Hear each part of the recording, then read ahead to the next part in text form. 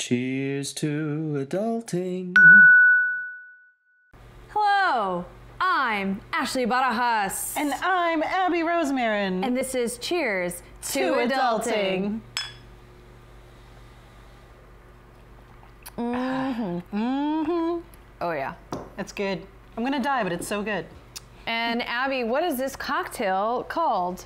It is a quasi cocktail of my making, aka I found a cocktail online and then added eggnog instead of one of the other ingredients. And so now I'm just calling it a snowflake eggnog because Snowflake eggnog. Because I'm a millennial snowflakes. fucker. Yeah, we are special fucking snowflakes, you assholes. Yeah, snowflakes.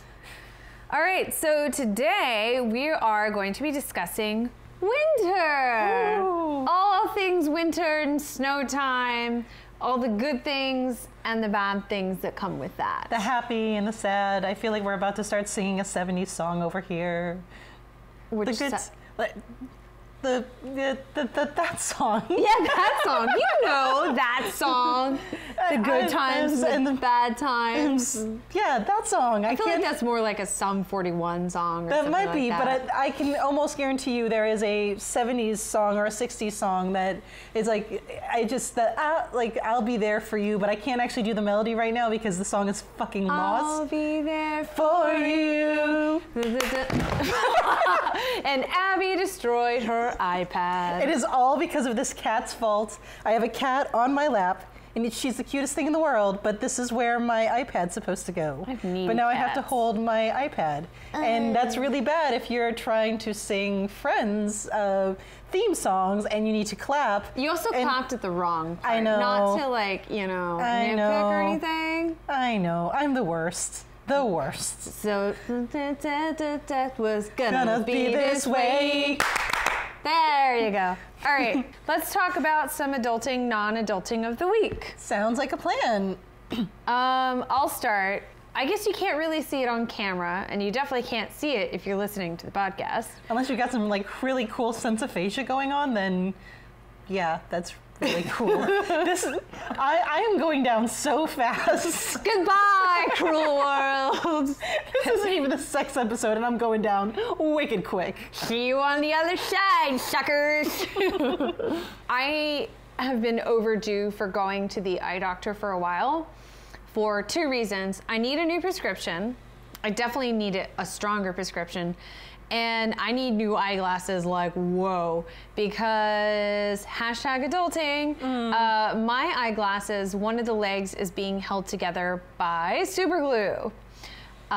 Very thankful for my boyfriend, Michael, for doing a very good super glue job. Yeah, so I need new glasses. So I have only been wearing glasses since my like early to mid 20s.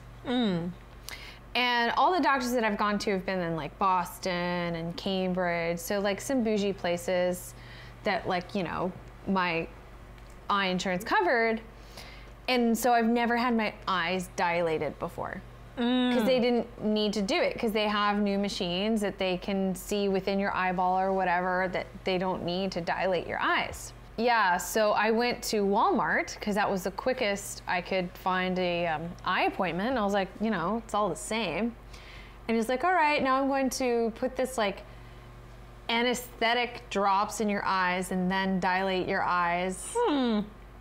Yeah. That sounds scary. And I didn't know that this was gonna happen, so like timing for recording the podcast was kind of all over the place, and I still needed to look at my laptop to finish my research because I'm a procrastinator. And I was in New York like most of all of last week and this past weekend, so I didn't have a lot of downtime to do research. So my eyes are massive. It looks like I'm on crack. Wait, you're not on crack? Well, no. I mean, this drink is strong enough that it might as well be crack, but... Yeah, so my eyes are kind of tired. Oh. Yeah, so... Well... That's, I guess my adulting is that I went to the eye doctor, finally. I would count that as adulting. That's, I mean, my adulting is pretty lame. It's just I've been... Did you do some invoicing? I did not do invoicing because you know why? It's the middle of the fucking month. Wait till the end of the month, bitches. Then it's going to be like nothing but spreadsheets. It's going to be wonderful. Oh, and the end of the year. And the end of the year. It's going to be some shit, man. I love being a freelancer. I love it. But no, I'm caught up, or not caught up. I'm mostly caught up on Christmas gifts. Oh. And I feel so like amazing, even though it is the middle of December and it's kind of sad that I'm like, it's 2 weeks until Christmas. I actually have my shit together. Like, you know, if I actually had my shit together, I would have had all these gifts like already ready. But given how terrible of a procrastinator I am, sometimes it's like, it's Christmas Eve. I'm going to Best Buy because I am so fucked. But this time around, I have everything ready. I even packed up Christmas gifts for those who live out of state or those who I will not be seeing during the Christmas vacation. I have not sent them out yet. Oh, when you're done, I have to tag on a very non-adulty thing / adulty thing. I love it. So I guess my non-adulty thing is the fact that those boxes are still waiting for me to go to the post office and send them off. But I can top that. Keep going. But it at least beats Christmas Eve scrambling to get stuff. And there was one year where it was Christmas Eve scrambling to get stuff that we had to send out. So we were just like, yeah, sorry, we're sending it out really late and blah, blah, blah, blah, blah. There was something that happened with USPS and it's just going to be late. Like, no, we were just fucking procrastinating and it was Christmas Eve and we're wrapping your shit. Sorry. So that, by comparison, this year, I'm adulting as fuck. How about, let me hear this story. So speaking of like sending out gifts, let's see, when did I send it? This past, I think it was Monday last week, or it might have been Tuesday after work. One of those days. I grabbed a box out of the back of my car that's been there for a long time. And it's been accumulating items. And especially because Emily, I love you, Emily. Emily. I want to emulate you so much. I love you. I do. So people who listen regularly to the podcast, Emily was on our episode on depression and mental health and what have you. So Emily's one of my best friends. And she messaged me and she said, did you ever send me that Christmas present? What? Ladies and gentlemen, I finally sent her Christmas present from last week. She opened it up today. So I basically like kept feeling guilty and it kept sitting in my car. And well, mind you, it went out late because I had chosen to learn how to do embroidery. And I embroidered like flowers and it said, miss you.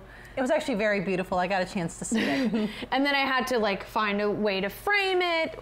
Also, fuck you, UPS, because the frame broke. Oh, fuck But like you, I buddy. had some like packing, they must have like fucking just threw it on the truck because it had those packing bubbles. Yep. And a sweater in there. Oh yeah, so how the fuck do you break a frame then? And it wasn't like a frame where it's flush with the wood. It was like deep. So I do like it's it like deep, yeah. So yeah, that broke, but son of a bitch. yeah, it was chock full UPS, of, you cannot be one of our sponsors. Sorry. yeah. We don't want you anyway. Right. Just kidding. If you want to, right? We're corporate whores. We have no shame. Yeah, we'll take that all back. Right. Love Just you. give us a lot of money and we'll say whatever you want. So yeah, that was my non-adulting for a year. At that point, it's kind of like how like The Room, the movie. I put like Christmas present last year, Christmas present this year, birthday, extras, just. I love it. Yeah. But it's like the same way the movie The Room is so bad that it's like actually good and entertaining. That was I haven't seen The Room. It's so bad it's good. So we're getting a head shake from our cameraman. You know, some might say that it's just bad, but I would say that is so non-adulty that it goes into this glorious like adulthood other realm. Like, So bad it's good, so non-adulty, it's like Is it like gloriously. Mystery Science Theater 3000, like so bad it's good? Basically, if Mystery Science Theater 3000 was not sci-fi, Yeah. the room would be on it. It's that bad. Ooh. It's I feel like we gotta get real fucked up and watch The Room and just in yell commentary. It's going to be wonderful. Yes. Oh, hi, New Mark. podcast idea? Yes. That's going to be a long-ass podcast, but you guys will fucking stick it out with us, right? Yes. Yes. So let's jump into this episode. Yeah. So we're going to be talking about all sorts of different topics in relation to the wintertime. Yep. So first, we're going to talk about the super obvious holiday gifts. All right? Anywhere from doing a budget. Well, we're not going to talking about doing a budget, but just keep in mind that you need to think about keeping a budget. I know that I'm very guilty of wanting to buy presents for everybody. Yeah. I want to give presents to everybody. I love giving gifts. It feels great, but I don't have the financial means to do so. I've definitely have learned to cut down on who I'm going to give gifts to. And something that I really should start doing is something that, speaking of Emily again, she has like a whole spreadsheet of like who she's giving gifts to, who gives her gifts, et cetera, et cetera. That is so much more organized than I could ever hope to be. That's also very Emily. So if you want to, spreadsheet is a good idea. So you need to learn to whittle down that list of who you're actually going to give gifts to. Think about, have they given me gifts? How often do I see this person? How much do I want to spend on this person? Et cetera, et cetera. Which I know can feel a little tit for tat, but you do have to think about these I know, things. yeah. I mean, and then you have to think about, like, do I want to give this person a gift even if I know they can't afford to? But it's like, even if you can't afford to, there's always something that you can do. You know, coupons. Like for whatever, coupons. Yeah, so there's other ways to cut down on presents, who you're giving it to, money you're spending on it. For example, you have things like, especially if you're doing it in a group for family or a group of friends, you can do Secret Santa. You can do White Elephant gift exchange or Yankee swap. This way, you're only having to buy one present, but everyone gets a present. And you can, you'll end up spending maybe $20, maybe $10, because y'all can set how much you want to put for the budget for the presents. And that one's great. My family finally started doing that because it was getting a bit much. Because my mother's been remarried for a few years now, maybe several years, I don't know. And so I grew up mostly with two of my brothers, and my stepdad has 3 kids, so I have 3 step-siblings. So that's like 6 kids. This is the Brady Bunch over here. Yeah, everybody. and you know, 2 adults plus my grandma's always included, and none of us have money. So yeah, there's only so much like really crappy DIY presents you can do. Plus, I'm having to go from Boston, you know, well now New Hampshire, whatever, down to Texas. It's just a lot. Yeah. So I suggested that we do Secret Santa or something like that, and they started doing that. And they're still doing that, even though I won't see them for Christmas because I'll be working, because fuck the 1%, man. Right? Jeez. Someone has to wash the dishes. I know, right? Someone's Yeah. got to help to host those dinners. At least I get like, you know, Mad double money. time. Yeah, so that's a great idea to do. You can also do joint decisions as a group with like your family or with your friends to kind of do it like a joint gift to yourselves. You can do decide to do a night out. You can go out to some fancy dinner and you're basically paying for yourself, but you're all enjoying it together. Like do a chef's tasting or something like that. You could also do like a escape the room sort of situation, or you can do a paint/drink night. They're They're fun everywhere. As fuck, They're and they're fun. everywhere. Yeah, and now you have like a terrarium sort of thing. Yeah. So if painting ain't your thing, put some plants in a bowl and call it a day. Yeah, you know? and you can all decide, or you can just have random numbers that you're not making it for yourself, you're gonna make it for someone in the group. Oh, I love this. So that you're all like, it's not, you know, self-gratification, you're actually giving it to someone, and there's your gift. Yeah, so those are just some different ways to like really cut down on your budget and gift giving. Or if you want to ignore all of that and you still really want to give gifts because you're a fucking masochist like myself, you can tap into your inner Martha Stewart and do some DIY shit and really, you know, fucking Pinterest the shit out of this, all right? But you do have to keep in mind, all right, you might be a very eager beaver, but remember that materials cost money. And this is also going to take time. So pick wisely. Pick your strengths and your weaknesses. Definitely think about your weaknesses, all right? How creative and artistic are you? How lazy are you, all right? Mm-hmm. I'm gonna give you a few ideas that I've tried in the past, some things I did recently, things that are easy. So one thing that I did this year that I've been wanting to do forever is homemade wax wraps. Wax wraps are basically a eco alternative to plastic wrap. When you put it over the bowl, it kind of adheres to itself, and after you're done using it, you can rinse it off with cold water and reuse it. So it's very eco-friendly. You can get quite a few uses out of them. It is insanely easy to make it. You literally just need cloth and wax. I mean, you need some, like, you need an oven, and you need, they said, use a baking sheet that you plan on never using again. I'm like, fuck that shit. Right. You can just lay down wax paper on it. Okay? Wax on wax, baby. Yeah, wax on, wax off. What's up? Yeah, so homemade wax wraps, you can easily Google it and find out how to do it.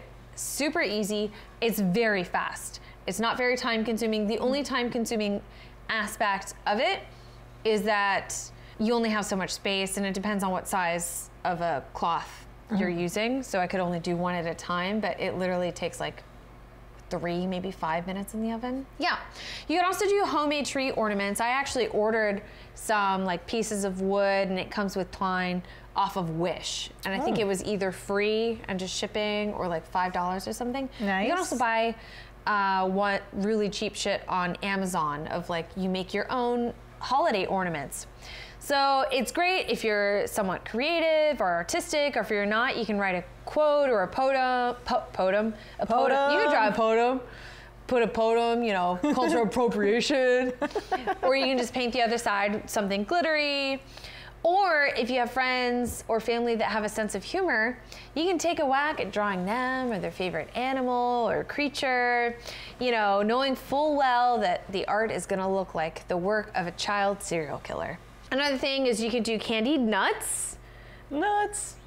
I was wondering if you were gonna say something like, it had to be done. who doesn't want your nuts in their mouth? Especially if they're candied first. Or sweet and salty. Ooh, I just want those nuts in my mouth right now, just thinking about them. Hashtag samesies.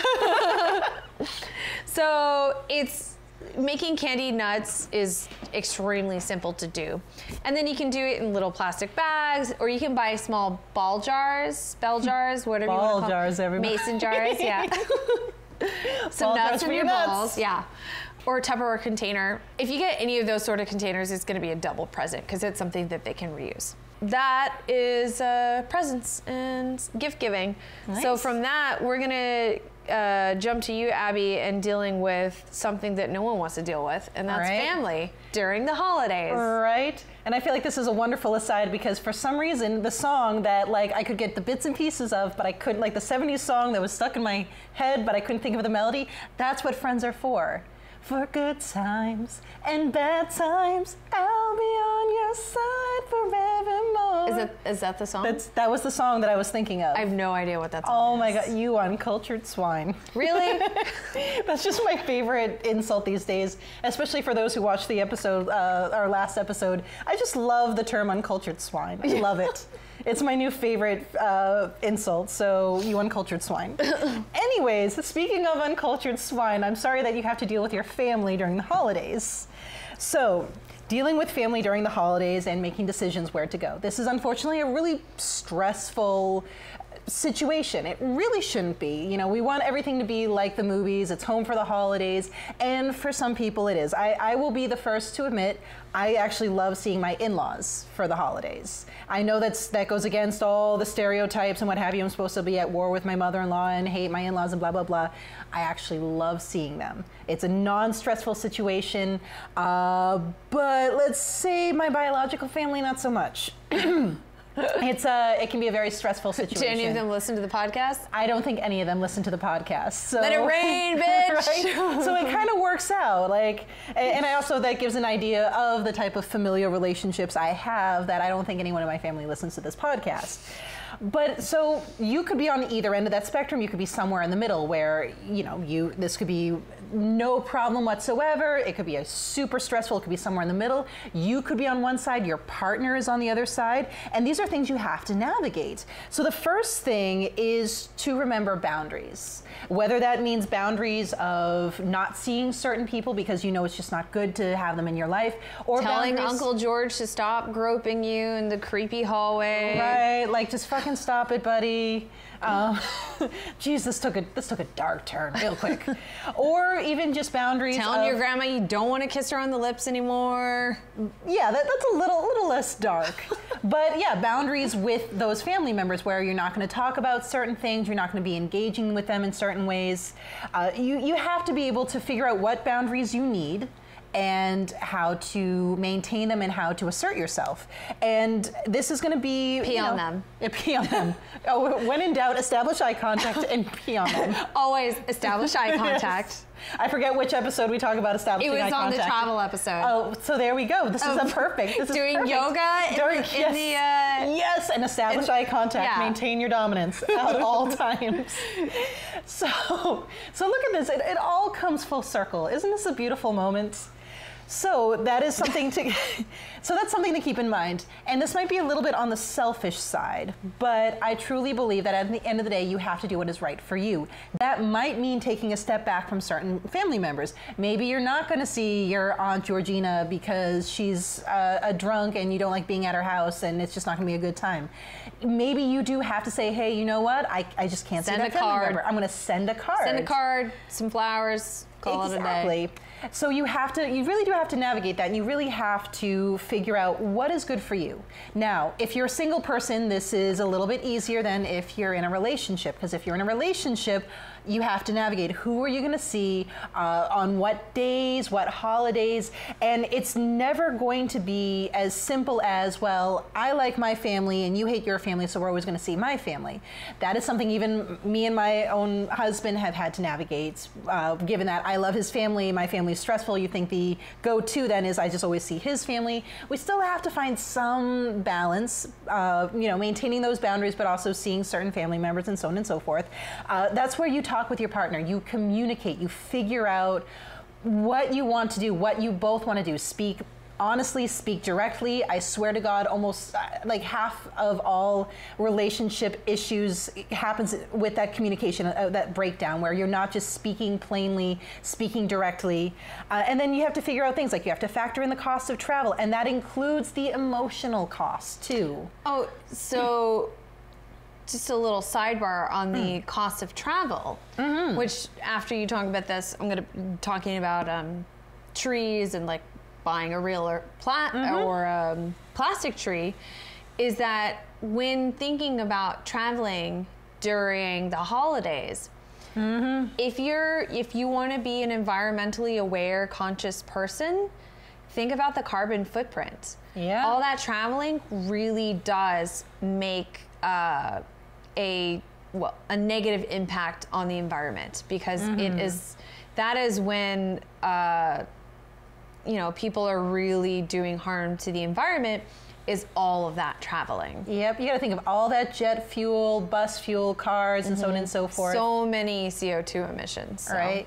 And unfortunately, I can't really give you an answer as to what you and your partner need to do. This is going to be something you just have to communicate. And again, direct and honest communication, figure out middle ground, figure out what's going to work best for you, and go from there. And that being said, it is okay to Skype in if you have to Skype in certain parties. I've had family members Skype in. I've Skyped in fellow family member parties. You may gladly take the pussy off of my lap. The kitty cat who was on my lap, who inadvertently caused me to drop my iPad, she is now very happily snuggling up against Ashley. Well, I kind of like stole her. You kind of stole her, but she is like a kid. I just saw. I was like, oh, I want to hold her. And you know what? She is being precious. I'm actually taking a picture of this right now, and this might go onto our Instagram and Facebook, so you're gonna have to check that shit out. Anyway, I have the best cats in the world. She really does. Fizzle is the perfect cat. And Fizzle was like all cuddly with Pat earlier. Oh yeah, because she's a slut. She's slut. Slut life. Oh, you slut life. It's okay, sweetie. We're all sex positive here. So slutty. But yeah, it's okay to Skype in. It's okay to say, hey, we're gonna call in. And that could really help, especially with terms of boundaries, to say, I can handle my family member if I Skype in and talk with a couple of them for half an hour, 45 minutes. That's gonna save me a lot more emotional heartbreak than if I have to travel all the way out to, whatever state they're in, spend all day with them, be emotionally taxed out. So it's okay to Skype in.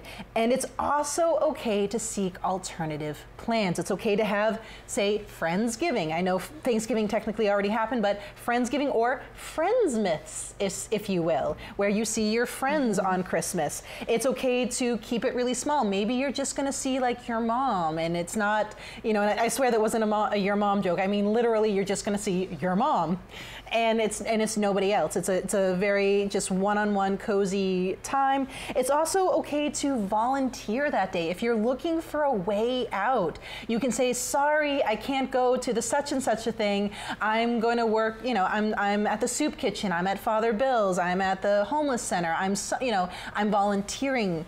Because who's going to get on you for volunteering? Like, who's going to, oh, how dare you, help those who are less fortunate on this holiday? You should be with your Uncle Ron as he drunkenly talks about Trump. I mean, some family members would, but at least you have the moral high ground here. So yeah, in short, do what is right for you, recognize boundaries, recognize that you're not doing anyone any favors if you're absolutely killing yourself emotionally and spiritually to be around certain people. There are alternatives. Communicate with your partner. And you know what? Maybe you're hanging out with people who are less fortunate and doing some good instead of listening to your drunken Uncle Ron. So that is what I have to say about family members and the holidays. Also, count yourself lucky if you have to make decisions of where you're gonna go for, Christmas time or Thanksgiving, because there are people that are unfortunate, such as myself, that I don't get that choice because I have to work. Right. Because the 1% needs someone to wash their dishes and to serve their dinner. And this is a great moment to say for those who are going to be working during the holidays, whether you are working for the 1% or you're a doctor, you work in the military. For you. Fucking hats off to you. Solidarity. Cheers indeed. Cheers indeed. Keep doing what you're doing. Keep fighting the good fight. Those who work in retail, God bless you. Yeah, and retail too. For those who are just not going to get a break during this holiday season, this is our hats are off to you. I'm so thankful that I have so many more Jewish friends now that celebrate Hanukkah with me and that will be around in Christmas time. Hey, there we go. Although a lot of them have a non-Jewish partner, so it doesn't really. So it's like they're going with their non-Jewish partner's family for Christmas. I was like, fuck you. You're supposed to be around because my birthday's the day after Christmas. Oh. So anyway, I want to talk about some more holiday stuff. All right, so I mostly celebrate Hanukkah, but I grew up celebrating Christmas, and I still do I call it a holiday tree. Fuck you if it offends you. Because you know what? Decorating a tree is a pagan tradition that was taken by the Christians. I'm not hating on Christians, I'm just saying. Yeah, if you ain't Christian and you're doing the tree, fucking get at it because it's not theirs to begin with. Exactly. Have fun. You do you. Atheists celebrate Christmas. Hell yeah, we do. I mean, I'm not atheist, but. Let me have my holiday tree. If my old rabbi says it's okay, it's okay. All right. So I celebrate my holiday time, plus my partner, he celebrates Christmas. So why can't he have a tree? So I get to appreciate a tree. We get to appreciate the tree together. All right. I got some cool ornaments on there. They're very non-denominational. I got R2D2, C3PO. I got the TARDIS. I got a unicorn. I got some dinosaurs. What's up? I got a Hogwarts crest on there. Love it. I got a nerdy fucking holiday tree. I got some like glittery ceramic mushrooms on there. The weirder, the better. Right? That's my jam. The argument of a real tree versus the plastic tree. This really is only a dilemma, but I feel it is good. Whether baby steps, all right? You can't, no, but there's only very few people that can be like, I've created this small bag of waste this entire year, all right? Good for you, all right? My hat's off to you. I can't do that. All right. Sure, if I tried, I don't want to. You know what? Baby steps. I'm gonna try and be as conscious as I can, be, you know, recycle, reduce, reuse, what have you. So, but I do try and be aware in certain aspects of my life, for example, with Christmas trees or holiday trees. Let's look at the pros and cons of trees, all right? I found a great New York Times article looking at that. So, quote, don't feel bad about cutting down a tree for the holiday. Christmas trees are crops grown on farms like lettuce or corn. They're not cut down from wild forests, although, side note, I plan on cutting down my own tree from the National Forest in the Whites. But it's not done often, so it's like fine. Plus, they'll just grow back. Anyway, they're not cut down from wild forests on a large scale, said Bert Craig, an expert in Christmas tree production and forestry at Michigan State University. What weird person was like, that's what I want to study. Right, like, I'm going to study criminology. I'm going to study accounting. I'm going to study Christmas tree production and forestry at Michigan State University. Fucking A, man. And I thought I was weird being the English major. Like, what the hell? A 5 or 6 foot tree takes just under a decade to grow. And once it's cut down, the farmer will generally plant at least one in its place. The trees provide many benefits to the environment as they grow, cleaning the air and providing watersheds and habitats for wildlife. They grow best on rolling hills that are often unsuitable for other crops, and of course, they're biodegradable.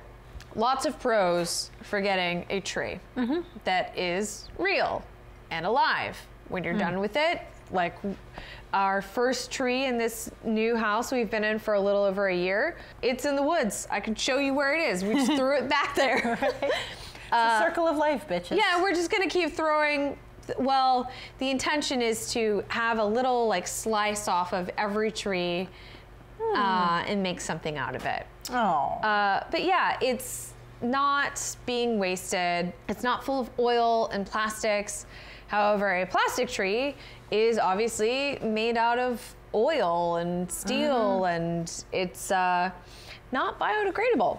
Oh. So the thing is that yes, these trees are meant to, plastic trees are meant to be reused for years, maybe up to 5 years. It really depends, like how well you take care of this plastic tree. So financially, it is something that makes sense for a lot of people, all right? If you have the advantage of living in a state of New Hampshire, such as ourselves, you can get a permit for only $5. Whoa. And you can cut down your own tree in the White Mountains National Park. Which is why, one, I feel it's gonna be very badass, and two, I'm poor and I want a big tree, and if it costs only $5 and I have to lug it myself, I will do the manual labor. Yes. Amen. Please and thank you. And it's like hunting, you know? Yeah. I would like to do hunting so that I feel responsible about the meat I killed it. I'm connected to the earth. I worked for this. I didn't just go to the store and say that one. Yeah, one day. I say that I'll do it, but we'll see. So yeah, so when eventually you have no more use for this plastic tree, it's going to a landfill. And it's not exactly biodegradable. No. Yeah. So pros and cons, it's just a live tree, I feel like is a much better option. An even better option, I didn't see any availability in New Hampshire, but there are places, of course, like Seattle and places in California where you can adopt a living tree, which I think is fucking cool. That is really cool. So basically, sometimes I think you start at like a sapling and you basically can watch it. You have it for the year, do little tiny decorations, you bring it back to the place, they take care of it, then you get it back again in another year and it's a little bit bigger and so on and so forth. And it's like stays potted and you help keep it alive and so it keeps growing and you're not cutting it down. And yeah, so that's if you really, really want to get hella extra about how hippie you are. Ain't nothing wrong with being extra, y'all. Yeah. Guacamole is extra and so are you. And then lastly, if you are doing a live tree, a couple things on tree care. So you want to make sure you get a stand that fits your tree. So your tree stand, I was about to say freestand. Freestanding. So your tree stand should fit 1 quart of water per inch of stem diameter. So the trunk, measure the diameter and you can figure out how much quarts you need. Do the math yourself. Math, bitch. An interesting thing that I saw, I never even heard of this. So I was like, well, I don't even do this anyway. Drilling a hole in the base of the trunk does not improve water uptake. Huh. I've never heard of drilling a hole in the trunk. I honestly never, like, I can see the truthiness in that, but at the same time, this is literally the first time I'm ever hearing this. Yeah, myself. So if you did that, don't, because it does not improve the water uptake. Well, there we go. I did hear an interesting fact. I wish I took it down to note. So this is fake news kind of truth. It's the truthiness. It's the Stephen Colbert truthiness. All right. So at the place that I work, the millionaire, billionaire couple, whatever, once you get to a certain, after millions, whatever. So they basically have an entire gardening company that works their property. Well, properties. They have separate, anyway. So the tree guy was talking about the tree and how, because they had just brought it into the house, he said that to not put any water in the stand at first. Because it was going to keep it from absorbing water at first. 'Cause something about the oxygen and stuff like that. He was like, you should wait until like tomorrow or the next day after that before you actually put water in the stand. Color me intrigued. Yeah, and he's an arborist, so I believe what he says. You know what? I would love to know more about that. I'm sorry I didn't look up the science on that. This could be something for our listeners. If you know anything about this particular trick, like, or maybe if I have the wherewithal to flag him down when I see him driving up on the property. There we go. Like, hey, what was that you said about the tree? Give me the science behind it. I'm gonna put it on Instagram. Instagrams. Yes. And then last but not least, you want to make sure that the level of the water never goes below the base of the tree. Because obviously then it's not doing anything. Mm-hmm. It's just hanging out. All right. Now let's go to something extremely important. Mm-hmm. Well, extremely important to our listeners who have to deal with this, like ourselves. Mm-hmm. Snow. Sorry. I was born and raised in Texas, so this was a non-issue until I moved to New England over a decade ago. And I grew up in this here region, so this has been this here region, as you can so tell by my dialect, that is totally a northeastern thing to say. I've grown up here my entire fucking life, which means I've been dealing with the snow since I was an infant. I mean, not me, technically, my parents were dealing with it, and then at some point I started dealing with it. Either way, let's talk about snow. First and foremost, if you are the kind that does live in an area where you don't have to deal with snow, just consider yourself lucky. But also, you never know, because now it's been snowing more in Texas. That is true. And it's been snowing basically it's been snowing in Florida. It's good to be prepared. Just be prepared. So some of the stuff that I'm going to talk about is a little more for those who have to deal with like the blizzards. Whereas, you know, the Georgias, the Texases of the world. The Texi of the world. That's the plural of Texas, you knew that. They don't have to deal with it so much, but... The Texas. I'm just going to take a sip of my drink and continue on that one. Bye. Like I said, they're not all going to be winners. Anyway, so this has a little bit more to do with those who have to deal with blizzards, but a lot of this can be applied to those who are getting maybe just a few inches. And also, if you're just getting a few inches, I'm so sorry. Like, I hope they know what they're doing. I hope they're good with what they're working with. Yeah. But anyway, sorry, sex joke. Strap-ons are an option. So one of the things we have to think about is shoveling the snow, which sucks. Nobody likes clearing out the snow. Even if you have a snow blower, nobody likes clearing out their snow. So here's a few tips and tricks. The first one is do not wait for the snow to stop. It is really tempting to go full on. Oh, we do that all the time. Oh, I know. I do it all the time, too. It's just so tempting because, you know, the blizzard's going on. You want to stay inside. You want to, like, wrap yourself up in blankets and drink hot cocoa and watch the blizzard and, like, be happy for modern technology that you're not freezing to death and all that stuff. But you really don't want to wait for the snow to stop. You want to schedule it out, ideally 1 to 2 hours, depending on the level of snowfall. Trust me, and this is the best part, I put this down as part of my notes. So this just lets you know where my brain is at. Trust me, it's just like sex. Yes, dealing with 4 inches might be frustrating, but it's okay. It's going to be a lot easier than dealing with 2 feet. Ow. Those are my notes. Those are my fucking notes on my iPad, all right? Stone sober, I say this shit. However, unless you have a snowblower. Unless you have you have to wait for it to be a certain That depth. is true. Sometimes, yeah, sometimes depending on the tools you have, it has to be. Unless it's so big. You have to, you cannot ride this ride. Exactly, unless you're this high, baby. Yeah. And at that point, you know what? Yeah, maybe you just have to put on one of those snow strap-on thingies. Again, they're not all going to be winners, guys. I'm sorry. Anyway. So if you don't have a snowblower, there are hacks that you can try if you are shoveling out your driveway. One of them is using cooking spray on your shovel before going at the really wet snow. Anyone who has dealt with the really wet snow knows that it can basically stick onto your shovel. So fucking heavy. It is so fucking heavy. And that might help just keep everything kind of moving and gliding. Just make sure to wipe it down afterwards. Also, that's what she said. This is going to get really sexual. It's going to happen. I'm sorry, guys. Smutty mind. Slut life, as we have so learned. Slut life.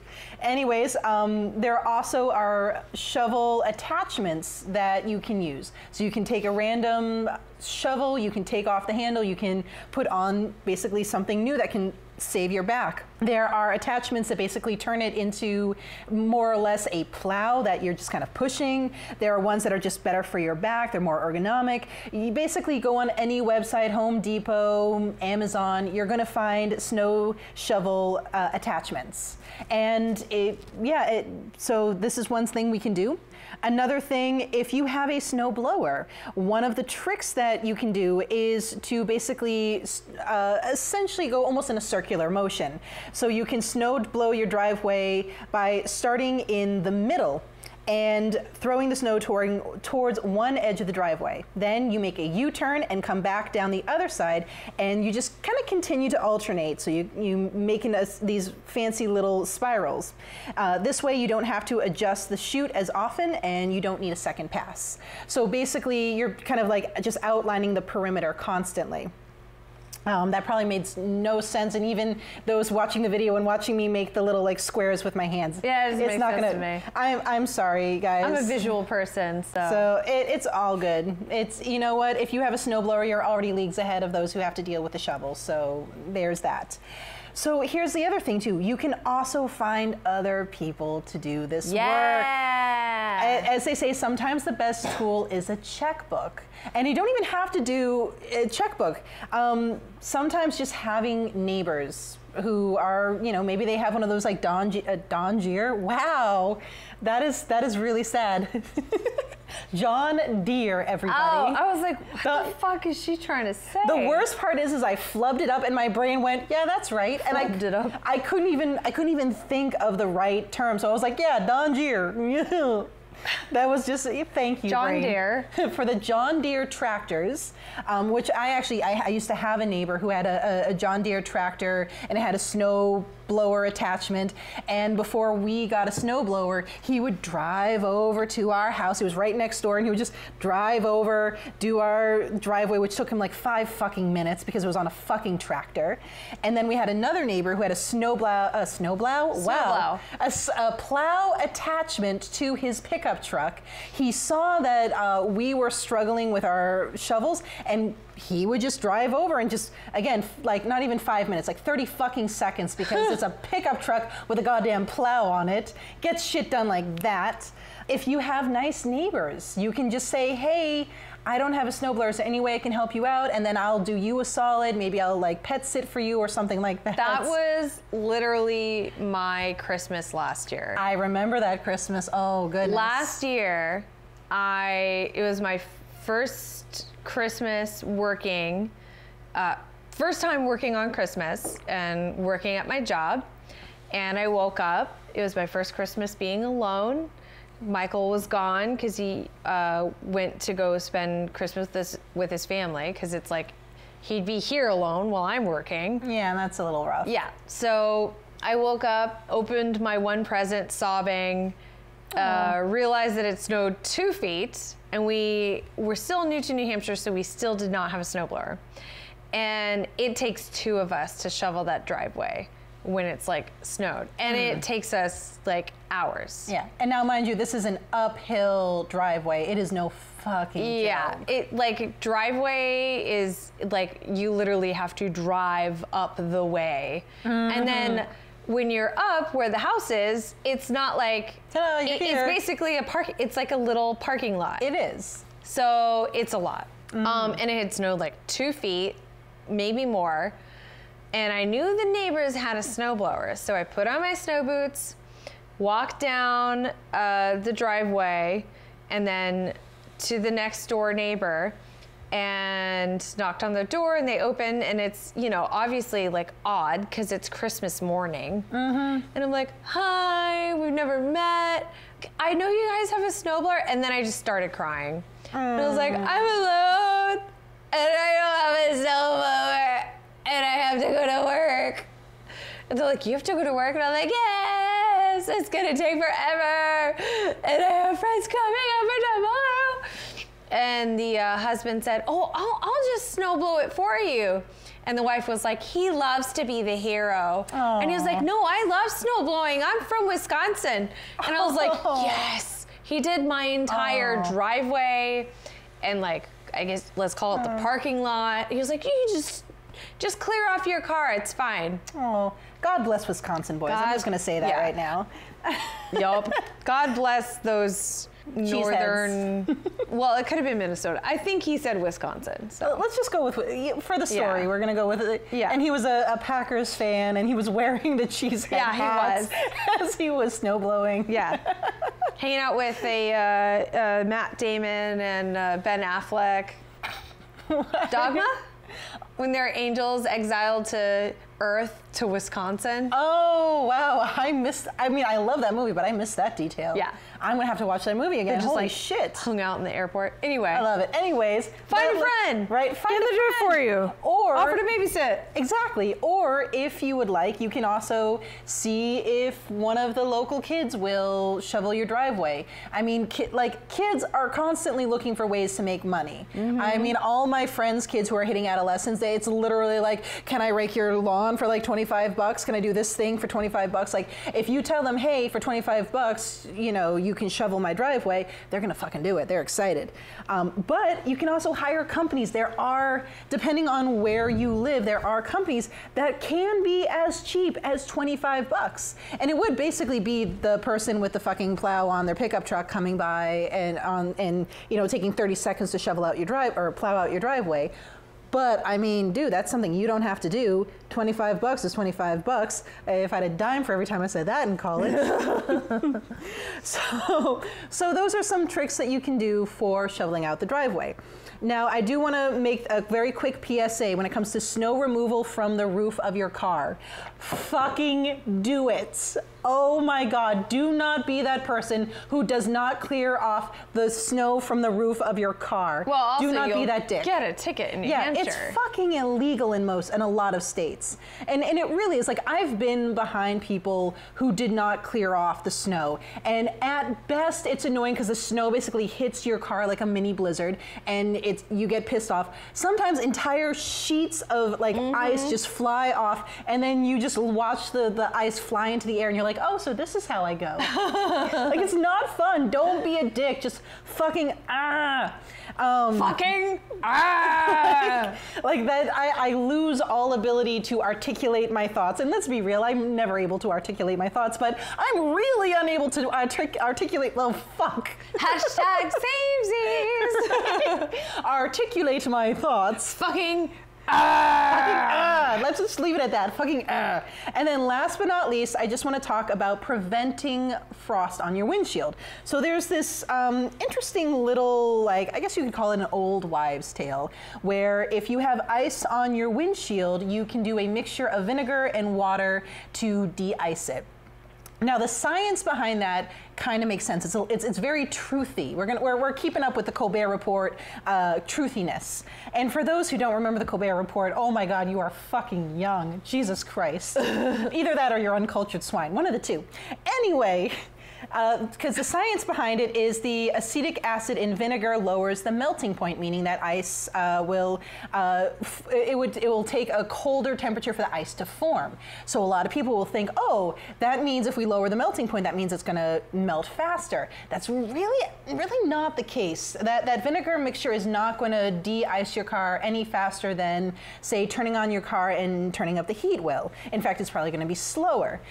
But that same mixture is great for preventing frost. So the formula that I found is 75% vinegar to 25% water. I've also seen 66 and 33%. One of those two, either way, it's a lot more vinegar than it is water, at least, bare minimum. So you put that on the windshield before the frost. So this is, if there's already ice on your windshield, too fucking bad. But if you're trying to prevent it, you can put that mixture on your windshield, and it's supposed to make it harder for the ice to form in the first place. So long story short, it's not going to melt the ice on your windshield, but it might help prevent it from happening in the first place. Did you see that meme recently of, it said, when you're running late for work and don't have time to get frost. With Ace Ventura, like out the, yes, oh my God. So if you haven't seen it, it's Ace Ventura, because his windshield is all cracked and so he can't see it. So he's got his head out his window and looking like that so he can drive. And so it's basically how I feel when I'm just like, I don't got time. Nope. I've done that a time or two myself, like and with the Ace Ventura face too, just like or just like make a small little window for where you can see out the windshield. Close enough, like and of course it's like right by where your vents are, and you just kind of huddle down. You're like close enough. I'm late for work. Fuck. Yeah, I mean if you have most new cars have car starters, remote car starters now. I realized shortly after, because I accidentally like locked my car one too many times, that my car will automatically start. Like doing a certain combo. And it's a 2015 like Toyota Camry. So it's not like all that recent. But look into your manual. Your car might have an automatic car starter option. Or make the investment. If you live in, you know, the north where it snows, it's fucking life-changing. Because there's nothing like getting into a freezing fucking car. Yeah. And technically it is not safe for you to drive with those puffer coats on. You really should be taking off your winter coats when you get in your car. Yep. Same thing, you see it all the time, and know you've seen it. Aunt Brenda shared it about the babies. Oh God, fucking Brenda. You need to take off their winter coats when you put them in the car, in the car seat, because they can just fly out. Same So do thing you, with fucker. you. So do you, fucker. But I am going to shift from the snow to the seasonal affective Talk about disorder. how we get so depressed, Abby. Right? We like, it's like we crush cans for a living. We're so depressing. Oh my God, I've never heard that before. Oh my goodness, I am so glad. So depressing. Oh my God. That is some varsity level dad joking right there. So depressing. So that's something to keep your giggles happening while you have, you know, seasonal affective disorder. So what is seasonal affective disorder? So seasonal affective disorder is a type of depression that's related to the changing in seasons. For most of us, it's in the wintertime, but this actually does happen in the summertime as well. The only difference is in the summertime, it's a little more mania-based. You're a little more agitated, you're anxious, you have insomnia, which is really like, is kind of throwing me off because I'm definitely seasonally affected in the winter, and I always just thought, oh, and then during the summertime, I just don't need as much sleep and I can do all the things and la la la la la. No, apparently I have sad all fucking year. This is great. Fucking great. But anyways, that's seasonal affective disorder. And so some of the symptoms include, you know, feeling depressed most of the day, you have low energy, you have problems sleeping, there are changes in your appetite or weight, you feel sluggish or agitated. And of course, if it's the spring or summer sad, you are feeling insomnia, you're not really eating, there's weight loss, you're agitated, you're anxious. So what causes this? They believe it comes down to essentially the light exposure, and this goes two ways. The first one is it disrupts your internal clock. It disrupts your circadian rhythm, so it's going to lead to feelings of depression. Another one is because of that disruption in your internal clock, there might be a drop in serotonin, and everyone knows that is basically the happy hormone. When those are not, that neurotransmitter, there's not enough of it, we experience symptoms of depression. And then the last one is vitamin D deficiency. So the number one way we get vitamin D is from the sun, and vitamin D deficiency has been linked to depression. So this is a real thing. This isn't just like, oh, I'm feeling sad because blah, blah, blah. Like, no, this is a real thing, guys. And I cannot stress this enough. You do not have to tough it out on your own. This is a disorder. There's a reason why it's just not called seasonal affectiveness. It's a disorder. It's affecting your life, and it's affecting your life negatively. You can get help for this. So that's the first thing. First and foremost, professional help. I cannot stress enough, we are not mental health professionals at all. We are not giving mental health advice. So that is going to be your first line of defense. Suggestions. Yeah. So everything after this is just after you've sought out that professional help. Well, you can also, like, sometimes you don't even have to seek professional help.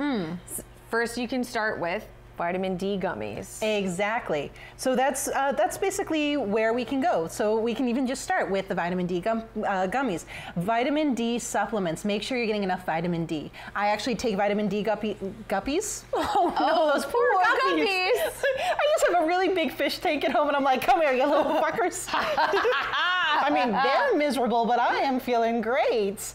But no, I started... Getting those omegas at the same time. I know, right? Like, kill two birds with one stone, or according to PETA, feed two birds with one scone. Fuck you, PETA. Fuck off, PETA. Fuck off. Fuck off. I love animals. I'm all about, like, saving animals. I'm all about, like, the animal rescue leagues and the societies for prevention of cruelty to animals, but you can fuck off, PETA. You it's can also fuck like, off. look at the etymology of those phrases. They're old phrases. Right. And it's not like... Yeah, like, this could be a whole other podcast. Yeah, so, just fuck like, you, PETA. Fuck you. off, man. Right? We're Oh my pro God. animals, but it's just like, Fuck you, know PETA. what? It's like, if we're getting in that whole wheelhouse of phrases and shit, it's like, knock on wood, was originally because you wanted to scare fairies away. Right. So they wouldn't do what you said you thought would happen. So chill out. Chill the fuck out. Anyway. Okay. So you can do gummies. And I actually started that last year, and I noticed a considerable change in my seasonal affective disorder. It would be almost insurmountable some winters. It would be really bad. And last winter was the first time I was really good about taking those gummies, and it really helped. It still was a rough go at it. I'm not going to say it's a miracle cure. And also, you can make sure you're eating food that is high in vitamin D, like the fatty fish. Oh God. I forgot I had that in my notes. Those fatty guppies. Those fatties guppies, baby. So eat those vitamin D guppies. Like, what's up? I love how sushi. There we go. You can also have vitamin infused dairy products. You can have orange juice, soy milk. You can have beef, liver, cheese, egg yolks. So there's a lot of ways to get that vitamin, get that D in you, baby. Yeah. There are so many ways. I was waiting for my segue to make that to make joke. some D jokes. Yeah, like anytime I'm in the sun, right? Especially because we give me that D. Yeah, anytime give me that D. We get a lack of vitamin D up here. Right. And anytime in the sun, I'm like, I want that D all over my body. My body is ready for that D. I want to feel that D on my face. All up on my face. I feel like that's it's so warm. I feel like that's an Aziz Ansari thing right there. Like, I want to feel that D. I want to feel that D on my face. It's so warm. Anyway, so here are some other things that might help you. Get those vitamins in my body. I want to swallow that D. I want that D.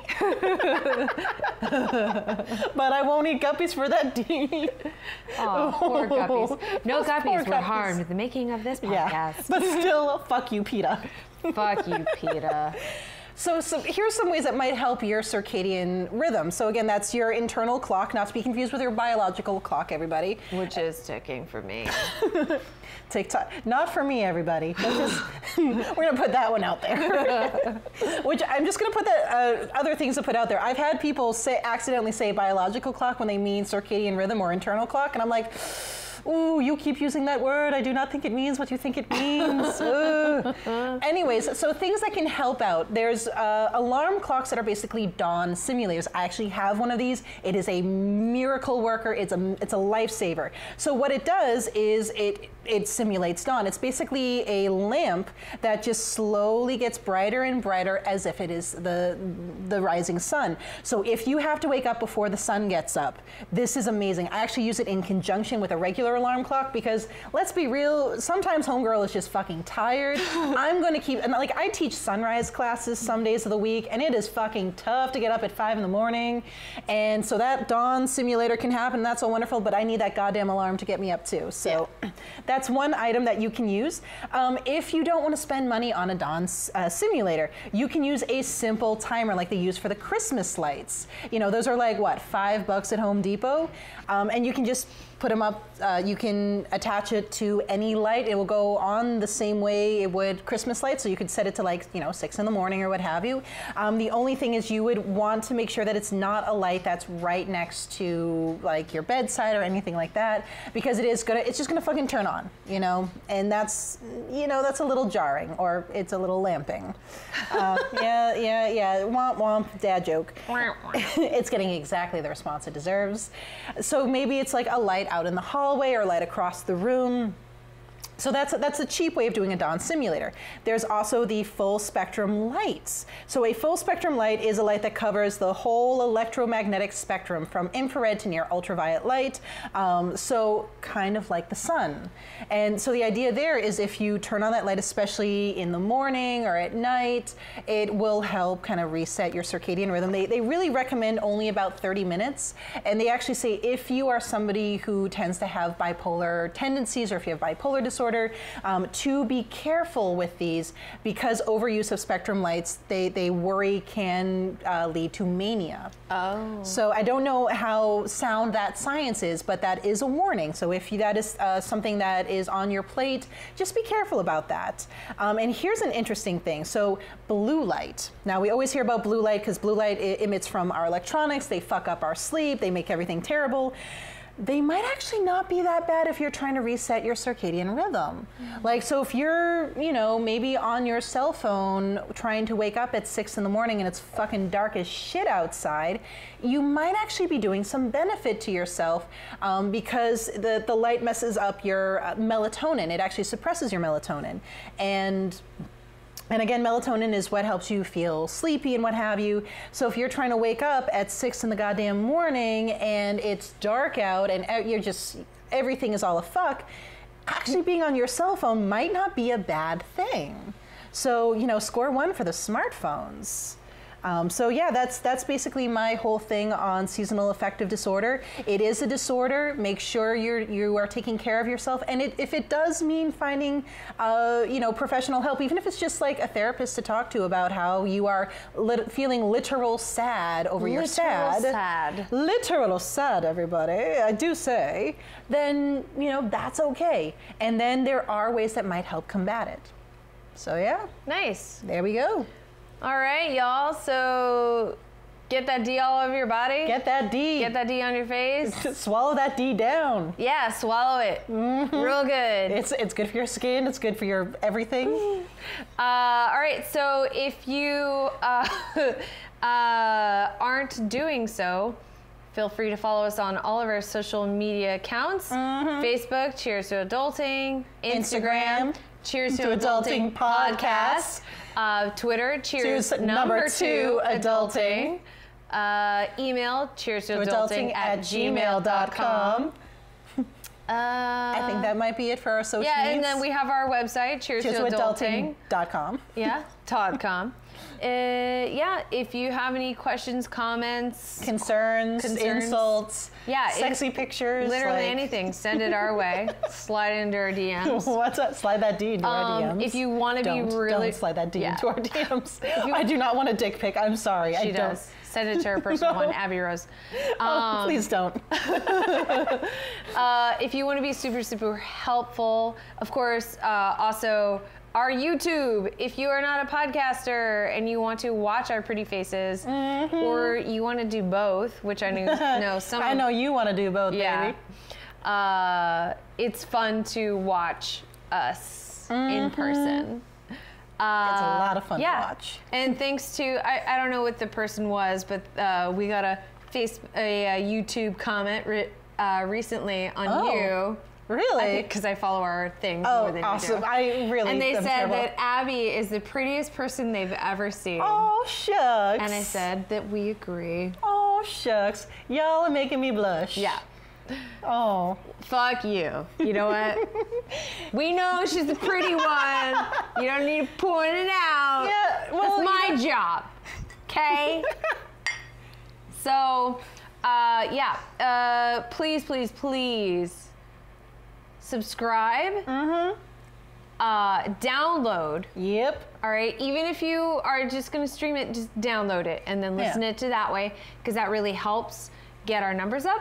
And especially if you could please review and rate us on Apple Podcasts, because that'll get people to see us more often. Again, we're little guys. We have a budget of like literally nothing. We live or die by word of mouth. Yeah. So also, please. thank you to all the random countries that listened to our last episode. I know. Because I used a lot of sex connotative sort of if word that's hashtags.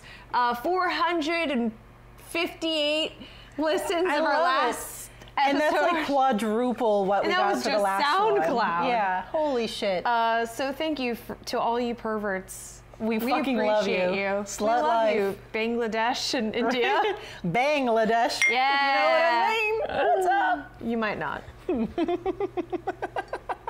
And cheers. Cheers to adulting. Cheers to adulting.